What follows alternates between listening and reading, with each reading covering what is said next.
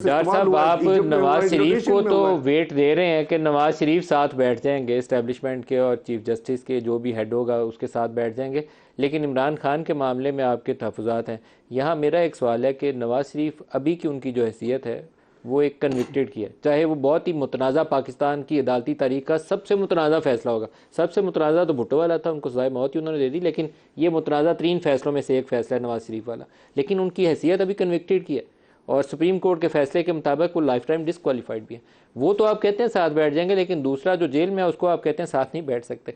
आपको truth and reconciliation ऐसे नहीं हो सकती, आपकी ट्रुथ एंड रिकंसिलिएशन किसी और तरीके से होगी। मैं अर्ज करता आप प्रिजम्पशंस आपकी विद ऑल ड्यू रिस्पेक्ट ठीक नहीं है। नंबर एक ये कि मियां नवाज शरीफ साहब की कन्विक्शन खत्म हो चुकी है, लाइफ टाइम जो है उस जजमेंट इज ओवरटेकन पार्लियामेंट के कानून से। कन्विक्शन किसने खत्म किया उनकी? उसमें खामोश है। एक सेकंड मैं बताता हूँ ना आपको, एक सेकंड मुझे बताने देना। आपका आइन जो है वो डिस्क्वालिफिकेशन का जो आर्टिकल है उसमें 62(1)(f) जिसके तहत उन्होंने लाइफ टाइम कन्विक्शन की थी वो खामोश है, और जहां आइन खामोश है सबऑर्डिनेट लेजिस्लेशन उसको क्लियर करती है। सबऑर्डिनेट लेजिस्लेशन हो चुकी है, असेंबली पास किया, सेनेट ने पास किया, president send the, under dispute नहीं है, किसी जगह चैलेंज नहीं है। वो कानून जो है अपनी फाइनलिटी ले चुका है। आज इस मुल्क में नाफिजुल अमल है। जो बंदा लाइफ टाइम डिस्क्वालीफाई माजी में हुआ है, वो जब उसके 5 साल पूरे होंगे उसकी वो लाइफ टाइम डिस्क्वालिफिकेशन खत्म हो जाएगी। मियां नवाज शरीफ साहब की लाइफ टाइम डिस्क्वालिफिकेशन जुलाई 2022 में ये सेक्शन 232 इलेक्शन एक्ट 2017 उसकी अमेंडमेंट की बात कर रहा हूँ, अमंग अदर अमेंडमेंट्स। तो वो फाइनलिटी ले चुकी है, कोई अंडर अपील नहीं है, किसी जगह पे उसका मसला नहीं है, और वो उसके तहत ये एक तो ये खत्म हो गया। दूसरा जो मैं अर्ज कर रहा हूँ ना कि आपने कहा जी कि मियां नवाज शरीफ साहब कन्विक्टेड है और ये है और वो है।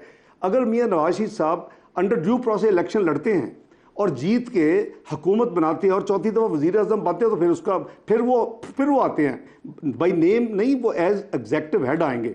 तो अगर इमरान खान साहब की जमात जो है वो इलेक्शन जीत के आती है, तो वो आप तो मैं उनके प्रपोजल नवाज शरीफ साहब अभी कन्विक्टेड है सर, जो भी अभी सजा याफ्ता है, वो जेल से छुट्टी लेकर इलाज की घर से गए थे, 4 साल से नहीं है, लेकिन अभी उनकी जेल टर्म है।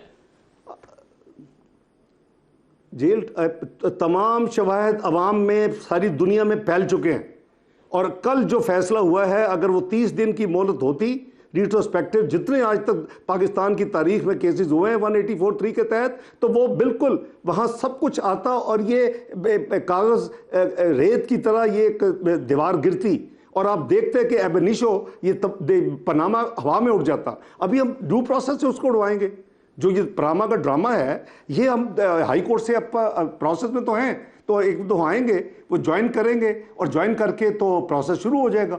जब प्रोसेस के अपने जजमेंट्स आएंगे, आप उसको प्रीएम्प्ट कर रहे हैं मलिक साहब यहाँ बैठ के कि as if he is going to be continue to be convicted. तो मेरा मतलब है कि अदालतों का रोल तो ना, एक सुप्रीम कोर्ट का 5 रुकनी बेंच है, एक सुप्रीम कोर्ट का 5 रुकनी बेंच था, साकिब निसार साहब उसको हेड कर रहे थे। जस्टिस उमर अता बंदयाल ने उस फैसले का ऐलान किया था। उस 5 रुकनी बेंच का फैसला ये था कि 62(1)(f) के नीचे जो डिसक्वालिफिकेशन है that is for life time. जहां सुप्रीम कोर्ट का फैसला हो वहां सिंपल जिनका नाम आपने लिया है, एक सेकंड,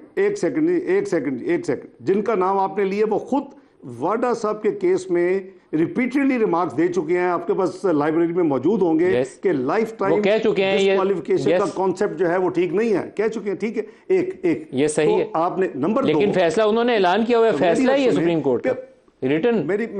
अब मुझे बात तो करने था मलिक साहब, मुझे इजाजत तो देना। आइन खामोश है, आइन में नहीं लिखा लाइफ टाइम डिस्क्वालिफिकेशन, होता तो लिख देते वो, जहां 5 साल है वो 5 साल है, जहां कोई और पीरियड है वो पीरियड है, ये खामोश है। सर ब्रेक ले लेने मुझे ब्रेक